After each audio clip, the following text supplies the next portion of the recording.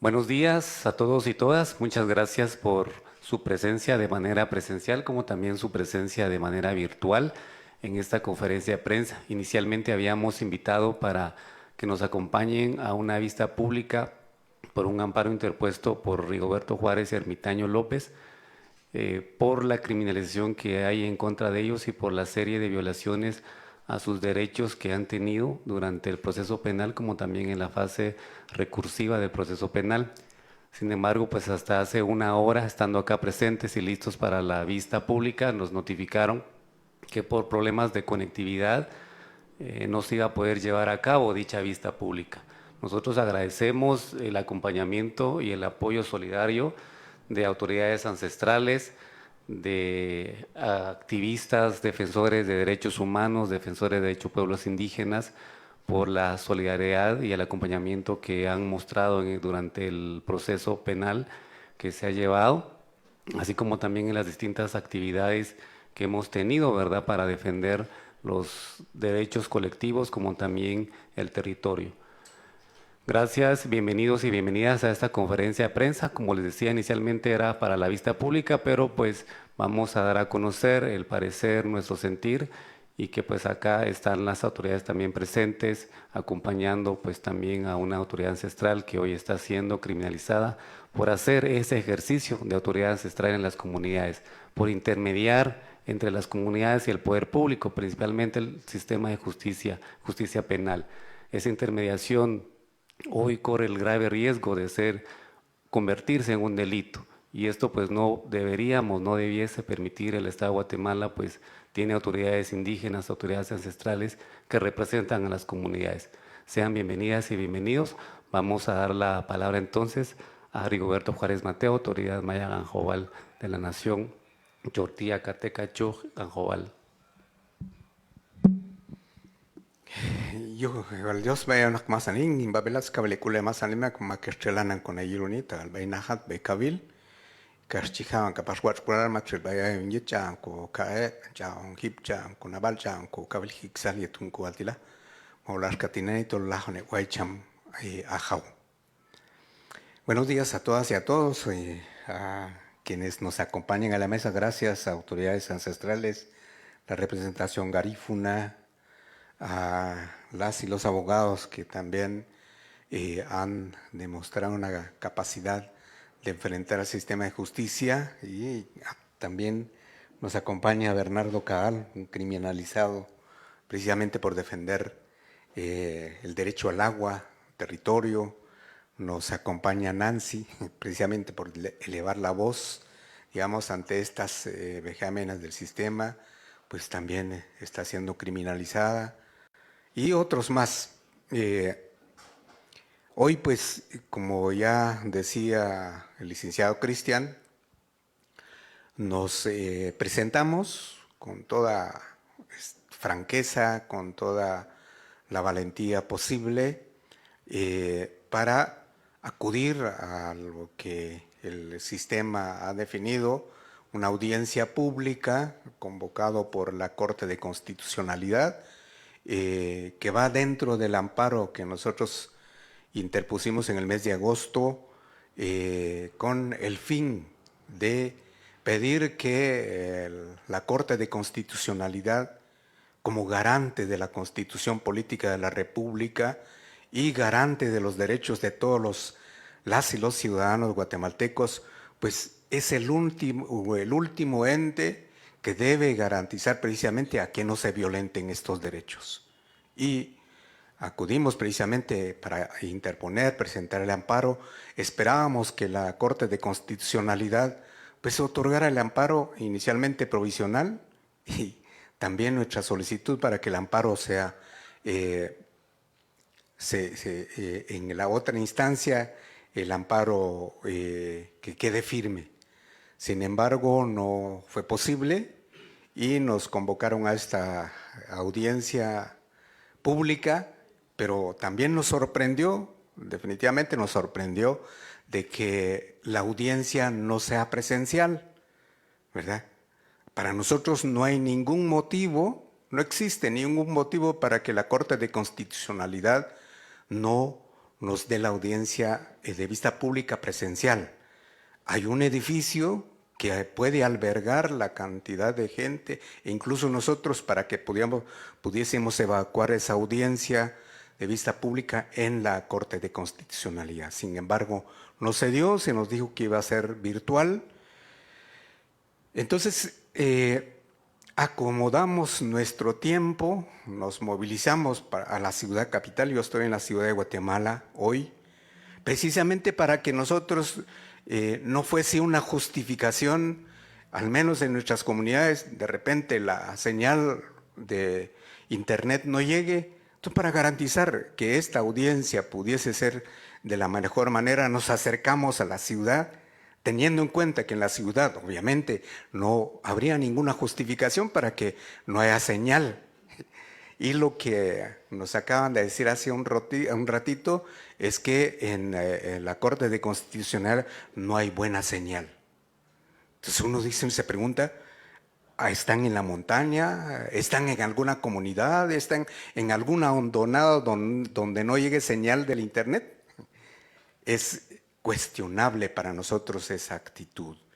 Y por otro lado, pues nuestra comparecencia a esta audiencia era precisamente para evacuar un sinfín de acciones en la persecución penal en contra del ejercicio de la autoridad ancestral. En el caso mío, se nos pidió en su momento acudir a mediar entre el sistema de justicia y nuestras formas propias de convivencia en el territorio. Y resulta entonces que para el sistema de justicia, el ejercicio de la autoridad ancestral en la mediación constituye un delito. Eso no puede ser. Y también en la mente, en la imaginación de los operadores de justicia, defender derechos también constituye un delito. En ninguna parte del mundo puede entenderse eso. Sin embargo, solo en Guatemala está existiendo, y quiero también enfatizar, y lo hemos dicho en reiteradas ocasiones, esto es una clara muestra más de que el Estado guatemalteco, constituido hace 304 años hoy, se constituyó, se fundó, se creó para violentar los derechos, para despojar y constituyéndose como un ente criminal en contra de nuestros pueblos, que no hasta ahora existimos. Hemos venido existiendo desde miles de años atrás. Sin embargo, no hemos visto un Estado que garantice derechos de pueblos indígenas. Apenas el artículo 66 de la Constitución Política de la República, en donde establece que podemos hacer uso de nuestros derechos milenarios para la convivencia en nuestros territorios. Sin embargo, eso no se respeta, eso no se toma en cuenta, eso no es vinculante para estas instancias de justicia. Entonces, en ese sentido, esta situación nos lleva a hacer la denuncia abierta y pública de que no debe utilizarse el sistema de justicia para criminalizar a defensoras y defensores de derechos humanos. No debe utilizarse el sistema de justicia para perseguir a autoridades ancestrales en el ejercicio de sus funciones como garantía de la armonía y convivencia en los territorios. Hoy, pues, hacemos ese llamado para que la Corte de Constitucionalidad, como garante de que la Constitución Política de la República no sea violentado. Y si por ahí es donde viene la primera acción que violente el Estado de Derecho, entonces, ¿a dónde más vamos a acudir para que se puedan garantizar esos derechos? Y los derechos que hoy están siendo violentados de nuestra parte es el derecho de defensa y a un proceso justo. Y es lo que entonces como que no se quiere entender, por donde nosotros estamos tratando de justificar nuestros derechos. Y de esa cuenta es que por un lado, lamentamos esta actuación de la Corte de Constitucionalidad, pero también lastima aún más los derechos de nuestros pueblos, porque si hoy lo hace con nosotros, ¿cuántos hermanos, cuántas hermanas en el interior de la República están padeciendo de esta situación en donde el sistema de justicia no es operante para garantizar derechos, sino más bien para meter a la cárcel a la gente si es fácil, pero garantizar derechos es lo que aún no llega en este país? Entonces, mi alocución en este momento es llamar a la población guatemalteca en general y particularmente a pueblos indígenas. Esto demuestra que hay necesidad de elevar un poquito más nuestra demanda, porque nuestros derechos milenarios deben ser respetados y nosotros garantizar que nuestros territorios no sean violentados permanentemente, sino más bien el ejercicio de la autoridad ancestral es la garantía para la convivencia en los territorios. Y aún no siendo reconocido en la Constitución Política de la República, vamos a seguir ejerciendo ese derecho de defender derechos y también en el ejercicio de la armonía en la convivencia en nuestros territorios. Es lo que puedo decir y manifiesto de una vez por todos mi malestar precisamente por esta actuación de la Corte de Constitucionalidad. Muchas gracias y dejo en el uso de la palabra a... Bien, muchas gracias, Rigo. En esta mesa físicamente pues falta la presencia de alguien, ¿no? Falta la presencia de Ermitaño López. Un saludo a Ermitaño desde donde nos ve, donde nos escucha. Pues también un ermitaño pues es parte de esta criminalización, pues y también su libertad está en grave riesgo. Sin embargo, pues nos acompañan. Sabemos que sus energías pues, nos acompañan, pero también jurídicamente nos acompañan sus mandatarios judiciales, a quienes también les cedemos la palabra al licenciado Santiago y a la licenciada Juanita para que también nos den a conocer su alocución en este momento. Muchas gracias. Así como acaba de mencionar el licenciado Cristian, nosotros aquí estamos presentes en representación del señor Bernardo Ermitaño López Reyes.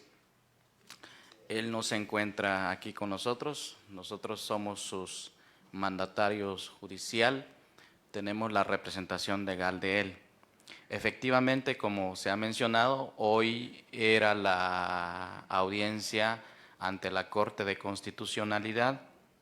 Sin embargo, nos informaron hace más o menos una hora de que se iba a suspender, que se va a reprogramar para otra fecha por problemas de conexión. Esperaríamos que esto no sea una práctica recurrente de la Corte de Constitucionalidad o por parte de la Corte de Constitucionalidad. Pues nosotros, como dijo don Rigoberto Juárez, aquí estamos presentes. Ellos vienen de lejos y han venido aquí con el fin de estar presente en la audiencia. Este amparo, como es una de las últimas acciones que nos queda aquí a nivel nacional, radica en el sentido de que la Corte Suprema de Justicia dictó una sentencia, según nuestro análisis, contrario a la justicia, contrario a principios y garantías constitucionales, violentando derechos no solo de don Bernardo Ermitaño, sino de don Rigoberto Juárez, en el sentido de que en primera instancia, no sé si alguno de ustedes se recordarán, pero ellos fueron juzgados en el año 2016 por un tribunal competente, imparcial, integrado por 3 jueces, y ellos fueron absueltos de los hechos que el Ministerio Público les imputó.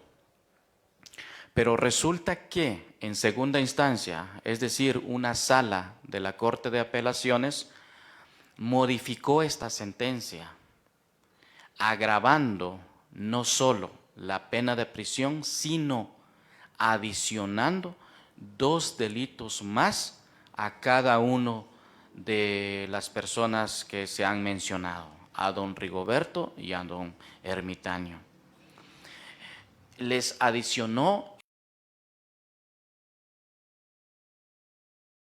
a delinquir, agravando así las penas de prisión.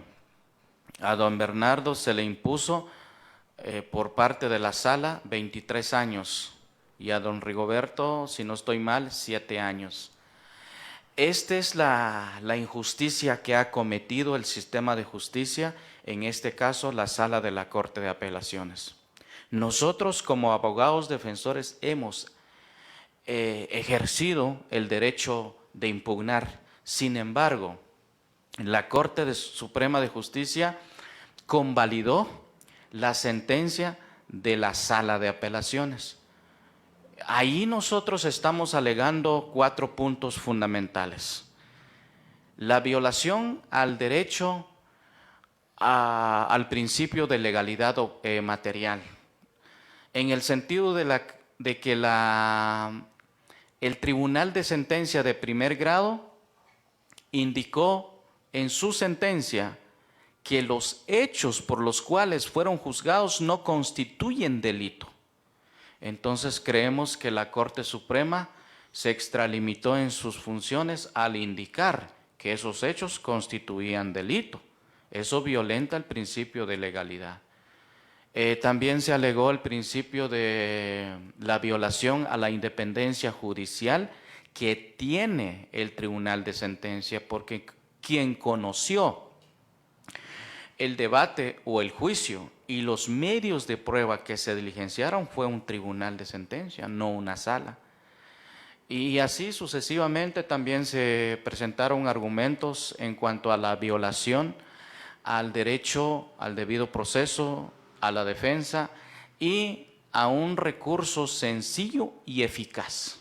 Al plantear nosotros los argumentos en los recursos que se han planteado, pues las autoridades no fundamentaron ni motivaron las sentencias. En otras palabras, no nos dieron razones por las cuales no acogieron los recursos planteados. Eso es lo que necesitamos. Y entonces, este amparo lo que busca es que se otorgue el amparo en el sentido de que le ordene a la Corte Suprema de Justicia para que revoque esa sentencia, ¿verdad? Y que analice profundamente los temas planteados. A grandes rasgos, eso sería el planteamiento.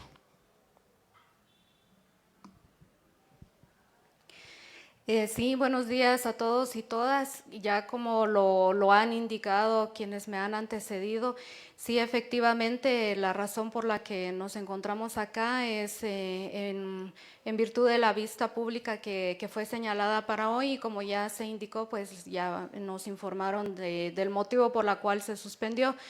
Y pues efectivamente cada una de las acciones y los argumentos que se han presentado es para indicar y para recordar a quienes conocen este proceso que, como ya se ha indicado, los hechos por los cuales fue juzgado tanto Rigoberto Juárez como Ermitaño López, y como bien lo indicó el tribunal que conoció el proceso, no son constitutivos de delito y por los cuales ellos ya fueron absueltos. Entonces, por ese motivo es que se han planteado todas las acciones. Esta acción constitucional de amparo busca eso, que se reconozca, que la Corte analice cada uno de los argumentos que fueron presentados para que se resuelva en favor de Rigoberto Juárez y Bernardo Ermitaño. Gracias. Muchas gracias. No sé de los defensores de pueblos indígenas del territorio, si alguien quisiera intervenir. Bernardo, autoridad indígena que nos acompañe, Nancy. Bernardo, por favor. Muy buenos días. Si nos damos cuenta, ¿desde cuándo venimos denunciando las injusticias aquí en Guatemala? Y esto pareciera ser de que es difícil de erradicar. Pues esa es la lucha que todos los guatemaltecos y guatemaltecas debemos de hacer continuamente. La lucha contra la corrupción no es para 100 días o un par de días. La lucha tiene que ser todos los días, porque veamos estas injusticias que se cometen en Guatemala, periodistas perseguidos, jueces, magistrados de los buenos se han tenido que ir al exilio. Pues nosotros, los líderes sociales de los pueblos indígenas, pues no tenemos a dónde ir, no hemos optado por ir al exilio, sino que hemos tenido esa valentía de enfrentar este sistema de justicia que todo lo resuelve en contra de las comunidades, porque las comunidades no estamos buscando problemas. Quienes habitamos en los territorios no estamos buscando problemas. Las empresas son las que llegan a ocasionarnos los problemas con el despojo y saqueo. Porque el presente caso es porque el gobierno, el Ministerio de Energía y Minas otorgó licencias para desviar ríos en Huehuetenango. Hubo una mediación, de ahí viene la acusación contra Rigoberto y Ermitaño. Ahora sentenciados, ¿verdad? Pero ¿cómo surge el problema? Es porque se quieren apoderar o empoderar de los ríos, de los lagos aquí en Guatemala. Y nosotros quienes amamos la madre naturaleza, quienes pues le tenemos amor a los cerros, a los ríos, se dan cuenta cómo resultamos siendo criminalizados o criminalizadas, ¿verdad? Ahorita en estos momentos igualmente Misael Sen está sentenciado en la costa sur por alzar la voz por el río Nahualate. Pues aquí el peligro es de que Rigoberto ya estuvo en la prisión y el hermano Ermitaño. Pues aquí lo que resulta difícil es de que ya hay una sentencia que deben de ir a la prisión, y esto es lo que debe de resolver la Corte de Constitucionalidad. ¿Por qué tiene que ser por internet esta audiencia? Cuando existe un edificio donde ir a evacuar esta vista pública que se había programado. Muchas gracias, y la invitación es para que el pueblo de Guatemala sigamos luchando contra la corrupción. Muchas gracias. No sé si alguna autoridad quisiera intervenir también de las que nos acompaña acá en la mesa. Viti Minafi un sumo. Muy buenos días a todas y a todos.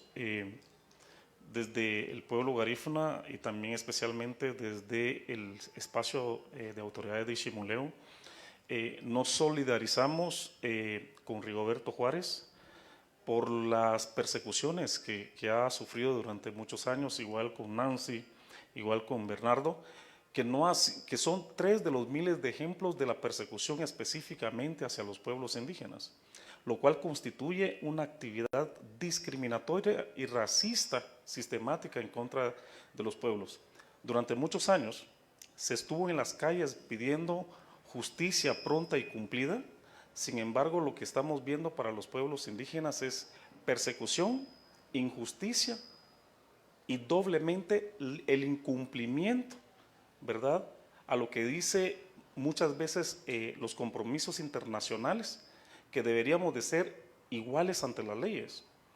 Pero nos damos cuenta que hoy, como que el rechazo a la presencia de los pueblos indígenas dentro de la Corte de Constitucionalidad, que se busca una vista desde cuando como que estuviéramos en el COVID, cuando yo creo que ya pasó ese tipo de cuestiones y que pudiéramos estar de cara a cara y enfrentar la vista pública como personas y como seres humanos que seamos. Pero creemos que debemos, como dice Bernardo, seguir luchando en contra de estas injusticias que se dan específicamente en contra de los pueblos indígenas. Por lo que reitero nuestro compromiso y nuestro apoyo desde las diferentes autoridades en los diferentes territorios a Rigoberto y a muchos hermanos y hermanas, por cierto, como lo que pasó con Nancy, que nos solidarizamos con ellos, y también invitamos a las organizaciones de los pueblos indígenas, incluso a los mismos pueblos indígenas, a ya no seguir separándonos en el caso de estas injusticias, y que podamos ir como que hermanándonos más para poder seguir haciendo un solo frente en contra de la corrupción. Muchísimas gracias. Gracias, Marvin. El tiempo para Nancy. Buenos días a todas y a todos. Bueno, una de las acciones por la cual también estoy acá es para acompañar, solidarizarme con el compañero Rigoberto Juárez. Sin duda alguna, como lo mencionaban antes, la presencia y la evidencia de que en Guatemala no existe justicia son los procesos de criminalización que cada uno de nosotros ha tenido, ¿verdad? Y que han durado más de 3 años. Eso quiere decir que la justicia no ha sido pronta, cumplida, ni tampoco responde a las dinámicas ni las necesidades de los pueblos indígenas. Nos someten a sus estructuras jurídicas, legales, y cuando también de alguna forma como pueblos indígenas, como lo han sido nuestras defensas en muchos casos, también responden utilizan, digamos, las herramientas legales para acceder a la justicia, para también demostrar nuestra inocencia. Las instancias de justicia, como la acción de hoy de la Corte de Constitucionalidad, al justificar que por falta de conexión no se pueda evacuar la audiencia, es un argumento muy absurdo para que pueda generar justicia, en este caso a Rigoberto Juárez. Entonces la idea es que pues el día de hoy manifestar mi solidaridad con él, manifestar también que no somos las únicas personas que estamos criminalizadas, hay más dentro de los territorios, y también la invitación es para que no los dejemos solos o no los olvidemos, ¿verdad? Como el caso de Misael, como el caso de muchas otras compañeras, y decir que ante las injusticias, los retrasos también por parte de estas instancias, nosotros manifestamos de alguna forma una articulación sólida, ¿verdad?, para demostrar que el Estado racista pues no nos garantiza una justicia transparente, digna y que no respeta los procesos. Muchas gracias. Reiteramos nuestro agradecimiento a las autoridades, a los activistas, defensores de derechos de pueblos indígenas, como también a los medios, a la Defensoría de Pueblos Indígenas. También muy agradecidos, y también a la familia de Rigo, que le acompañan también desde el territorio. El tiempo es para los medios. Si tienen alguna pregunta que hacer a Rigo o a los representantes legales de don Ermitaño, pues también el tiempo es para ustedes. Gracias. ¿Alguno de los trabajadores del Centro de Administración de Justicia de Huehuetenango igualmente está llevando procesos como los que están llevando las autoridades indígenas, o solo es hacia las autoridades indígenas? No comprendí mucho. Que si alguno de los trabajadores que estuvo implicado en el suceso del Centro de Administración de Justicia también está siendo judicializado, o solo las autoridades indígenas. En este caso, solo las autoridades indígenas. Aquí las supuestas víctimas de esos hechos son todos los trabajadores que se encontraban en el CAJ de Santa Eulalia, ¿verdad? Digo supuestas porque no se dieron esos hechos. Lo que sí es importante señalar es que, perdón, el Tribunal de Sentencias del Grupo A les advirtió, les recomendó a los operadores de justicia que hicieron cola en las distintas audiencias en la vista pública. Y el tribunal dijo que no deben mentir, porque fueron a mentir ante el tribunal. Es decir, todos los operadores de justicia que fueron llamados a comparecer para argumentar en dónde se pudo haber evidenciado esa violación de sus derechos, ninguno de ellos pudo demostrar que efectivamente fueron violentados sus derechos. Entonces el tribunal les llamó la atención que como operador de permanente persecución en contra, primero de las autoridades ancestrales, por el ejercicio de la mediación para evitar que se violenten los derechos y evitar la desarmonización en los territorios nuestros. Y por otro lado, digamos, el tribunal de sentencia nos dejó libres de los supuestos cargos que se habían señalado. Y ahora lo que llama poderosamente la atención es que vuelven a ponerse delitos que ya se conocieron en su oportunidad y que no fueron objeto de sentencia. Entonces, por eso decimos que hay una doble criminalización, y eso en las leyes de Guatemala no debe haber una repetición de la criminalización, una repetición de condenas cuando ya hay un procedimiento anterior que nos libera de estas situaciones. Y por eso es que nosotros decimos, aquí ya no es una persecución penal, sino más bien hay motivos de fondo. ¿Y cuáles son esos motivos de fondo? Es precisamente los bienes naturales en los territorios de pueblos indígenas. Pero por otro lado, es insistir que los operadores de justicia no deben ser cuestionados. ¿Cómo puede ser? Cuando si están fallando en sus actuaciones como operadores de justicia, obviamente deben ser llamados a atención para que hagan lo que la ley les indica. Sin embargo, aquí están saliendo y no hay argumento en leyes. Hemos visto, ¿qué dice la Constitución Política de la República? Se está violentando doblemente por operadores de justicia. Estamos viendo el Código Penal, está siendo violentado por operadores de justicia. Y hoy, como hemos dicho, estamos presentes de manera presencial para demostrar que nosotros no vamos a huir y no tenemos ninguna razón para huir, sino más bien enfrentar la justicia. Sin embargo, hoy volvemos a ver que entonces no es el delito el que se persigue, sino más bien ese seguir violentando esos derechos. Y es lo que nosotros estamos alegando y vamos a seguir demostrando que no hay motivos de la persecución. Sin embargo, como la pregunta, no hay ninguna presencia, al contrario, el Ministerio Público, y otra cuestión que sí hay que señalar, el Ministerio Público, en su argumentación para la apelación de la sentencia, nunca pidió los delitos que ahora la sala de apelaciones nos vuelve a poner. Entonces, es ahí donde decimos que se violentan las leyes, se violenta precisamente el Código Procesal Penal por operadores de justicia. Entonces, eso, gracias. Ahí está. No sé si alguien más. Sí, José. Para Radio Jornalera Guatemala, una pregunta, no sé a todos. ¿Qué acciones políticas y legales van a empezar de aquí en adelante? Porque creemos que hay que elevar a otras instancias internacionales estos casos que están sucediendo en Guatemala. Gracias.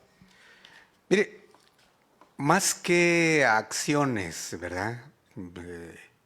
Y es ahí donde estos operadores de justicia o los que pretenden, digamos, argumentar que nuestras actuaciones son violentas. Nuestros pueblos indígenas nunca hemos sido violentos, mucho menos la autoridad ancestral. Las autoridades ancestrales en este país le han ahorrado una cantidad millonaria de dineros al Estado guatemalteco. Porque quienes resuelven esa situación, como dicen, conflictos, no hay conflictividad en nuestros territorios. Más bien, hay diferencias obviamente, pero el ejercicio de la autoridad ancestral es mediar para que esas diferencias puedan armonizarse y la convivencia en el territorio se permanece. Sin embargo, lo que nosotros vemos hoy es que son las entidades del Estado las que llegan y violentan los derechos de los pueblos indígenas. Y cuando nuestros pueblos alzan su voz y defienden derechos, luego entonces es interpretado y se vuelve criminal. Por eso es que llamamos la criminalización. Y en ninguna de los instrumentos legales en el país se puede uno leer que defender derechos constituyen delito. En ninguna de las leyes del país puede uno identificar que la mediación constituye un delito. Entonces, ¿a qué otro instrumento nacional podemos acudir para evidenciar que efectivamente se están violentando nuestros derechos? No hay. Entonces, como que otra vez se vuelven a repetir hechos históricos en donde, pues, el Estado sencillamente está haciendo las acciones, como lo hemos dicho en otras oportunidades, de el exterminio. El exterminio no es la exterminación física, sino más bien es que ya no puedes hablar. Se te quita la palabra, se te quita el ojo, se te quita el oído para no actuar. Eso es el exterminio en otros sentidos. Sin embargo, nosotros vamos a seguir exigiendo, porque esos derechos deben ser reconocidos y deben ser garantizados, y sobre todo por la Corte de Constitucionalidad. Solo para adicionar un poco en cuanto a la pregunta del periodista, nosotros en verdad no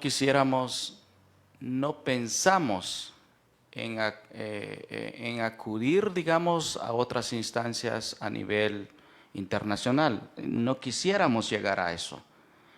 Nosotros queremos y solicitamos firmemente a la Corte de Constitucionalidad que analice el amparo que se ha presentado, que enderece las violaciones que ha cometido la Corte Suprema de Justicia. En caso no fuera así, obviamente el equipo va a tener que analizar, ¿verdad? Y es aquí donde puede surgir una responsabilidad del Estado. Y el Estado ha sido declarado en varios casos responsable de violaciones a derechos fundamentales, en varios casos, ¿verdad? Y no queremos llegar a eso. Pero quiero adicionar algo de lo que ya mencionó don Rigoberto. En ese juicio del año 2016, cuando fueron juzgados, el tribunal efectivamente les llamó la atención a los fiscales. Les dijo que por favor no estén utilizando el derecho penal en forma indebida. Y nosotros no lo estamos como inventando. Fíjense que aquí tengo la sentencia de primera instancia y en la página 499 el tribunal claramente indica estos extremos, porque estos hechos no constituyen delito. Ellos lo que hicieron es el de ser mediador en ese conflicto. De no intervenir ellos, pues las cosas tal vez hubieran pasado de más, pero gracias a ellos que se evitaron esas consecuencias. Yo tengo otra pregunta, Marco Hernández, para Fejer. Creo que también aquí Bernardo y Nancy podrían dar una idea, Rigoberto y Ermitaño, qué efectos tienen este tipo de procesos para la familia y por consiguiente para la comunidad.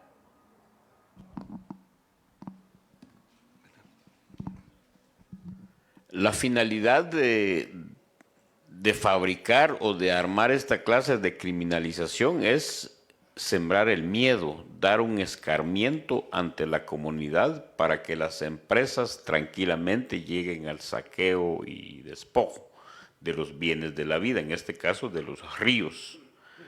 Entonces,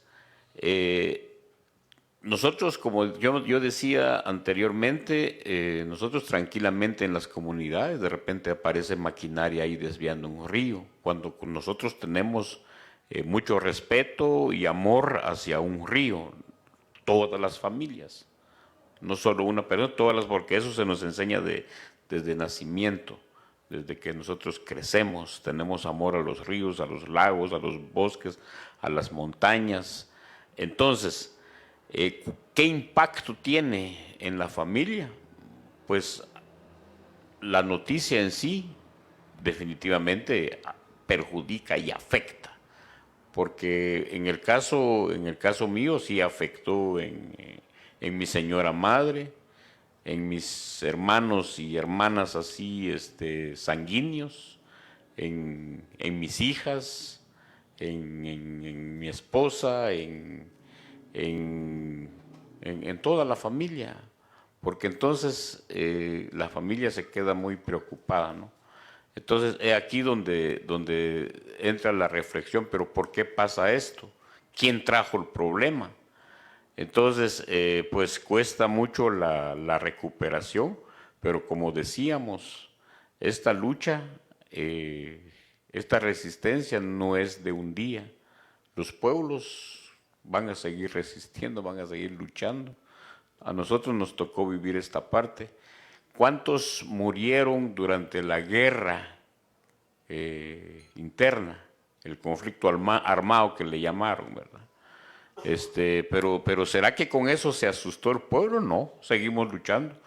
Entonces yo no me puedo asustar, ¿verdad? Porque los pueblos van a continuar luchando. Por eso yo decía, la lucha contra la corrupción no constituye 100 días o 106 días. La lucha es todos los días y esto va a seguir. La defensa del territorio va a continuar. Esté Rigoberto o no esté Rigoberto, los pueblos van a defender los ríos. Esté Bernardo Caal o esté en la cárcel. A mí me encarcelaron, cuando yo estuve en la cárcel, las comunidades siguieron luchando. Y fue cuando las mujeres, las hermanas mujeres, sacaron las vasijas de cabeza, las tinajas de cabeza, porque yo ya estaba en la prisión. Entonces, ¿será que asustó la prisión? No. Así que el mensaje es de que los pueblos originarios vamos a continuar en la lucha. Y ahorita la lucha es contra la corrupción. Sí, yo creo que los procesos de criminalización al final evidencian o son una herramienta muy contemporánea del sistema para poder operar de manera impune, pero también desmovilizar y desorganizar a las comunidades, organizaciones. En el caso de la ciudad, pues yo puedo decir que a partir del proceso de la criminalización en mi contra, definitivamente se ha podido evidenciar que no han habido movilizaciones, digamos, o manifestaciones muy puntuales, muy concretas, a excepción de digamos, del paro de los 100 días, pero que también se ha hablado de que la lucha no solo es, digamos, coyuntural, sino que también es pueblos indígenas, mujeres mayas y jóvenes mayas, tenemos como la noción de eso, ¿verdad? Y sí una interpelación a la población ladino-mestiza que normalmente sale solo en momentos muy coyunturales. ¿Qué implicaciones tiene? Yo creo que ya Bernardo hacía alusión como a algunas implicaciones y que por supuesto, ¿verdad? Estas acciones ilegales y de criminalización política no solo afectan a la persona individual, digamos, quien es perseguida, criminalizada, sino que también tiene efectos psicológicos y sociales, digamos, en la familia, en las amistades, en las organizaciones en las cuales nos articulamos y por supuesto en el caso de otros, ¿verdad? En el territorio específicamente. Bueno, solo quiero aprovechar para decir que efectivamente hay efectos, hay consecuencias en distintos niveles. La familia, la comunidad y la sociedad. Y el objetivo precisamente de esta persecución es eso. Lograr romper la cohesión social. Y con esto quiero también saludar a los hermanos y las hermanas en el territorio Canjobal. Solo con decirles, en el caso de Hidro Santa Cruz, hubieron 35 hermanos que fueron a la cárcel y ninguno de ellos hasta ahorita salió sentenciado. Es decir, fueron a demostrar que la persecución es injusta, que la persecución es criminal, y pasó la prueba ante los tribunales de que operadores de justicia se prestaron para criminalizar. Ninguno de ellos ha sido sentenciado. Y hasta ahora estamos tratando de decir que no nos van a sentenciar porque lo que están haciendo es inventar delitos. En el caso de Hidro Santa Cruz. Y en el caso de los otros proyectos que están en el territorio Chucte, San Mateo y Ixtatán, hay ahorita más de 60 órdenes de captura en contra de hombres y mujeres que lo único que hacen es defender el agua, defender el territorio. Otra vez entra en cuestionamiento operadores de justicia que se prestan precisamente para violentar esos derechos. Ahora, nos preguntamos, ¿han habido denuncias en contra de empresarios? Obviamente sí las han habido. Pero ¿cuántos de esos empresarios están siendo perseguidos? ¿Cuántos de esos empresarios están enfrentando justicia? Ninguna. Por eso es que decimos, operadores de justicia se prestan para violentar derechos de quienes defendemos derechos. Pero sí favorecen a aquellos que violentan los derechos de nuestros pueblos. Y por lo tanto es que decimos hoy, otra vez, llamar a nuestra población, llamar a nuestras comunidades a no decaer en la lucha.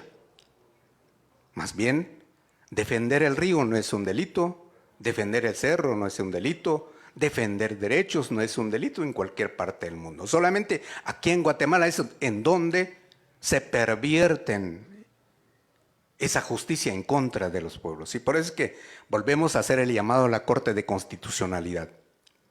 Es el máximo órgano que debe garantizar ese derecho constitucional de defender derechos, de no ser violentados. Y si la Corte de Constitucionalidad actúa de esta manera, entonces, ¿hasta dónde vamos a actuar? ¿Hacia dónde vamos a ir? No hay ningún otro órgano. Sin embargo, reiteramos que quienes estamos defendiendo derechos no vamos a ir a otro lado del mundo, no hay. Muchos de nuestros hermanos, precisamente por miedo,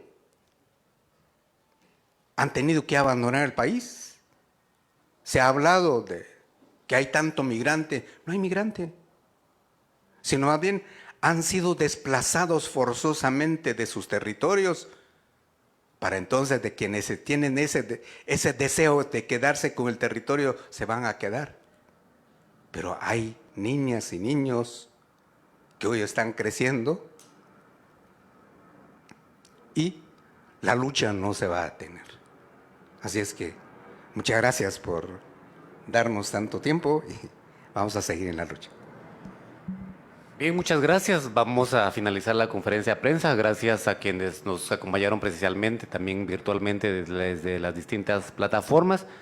Esperaríamos entonces que nos notifiquen la siguiente fecha de la vista pública que también les estaremos informando, les estaremos invitando para que nos acompañen ya sea presencialmente o virtualmente, ya sea en este lugar o en otro lugar, pero pues de momento agradecemos su presencia, que esta unidad permanezca, se fortalezca en pro de los derechos de los pueblos indígenas. Muchas gracias, un buen día.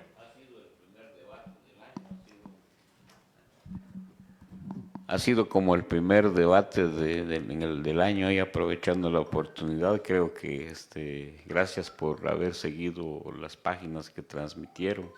Ha sido un enorme gusto compartir aquí con los hermanos, hermanas que venimos de distintos territorios. Esa es una clara demostración que en el año 2025 con más fuerza vamos a entrar a la lucha de los derechos, a la lucha por los derechos humanos aquí en Guatemala. Muchas gracias.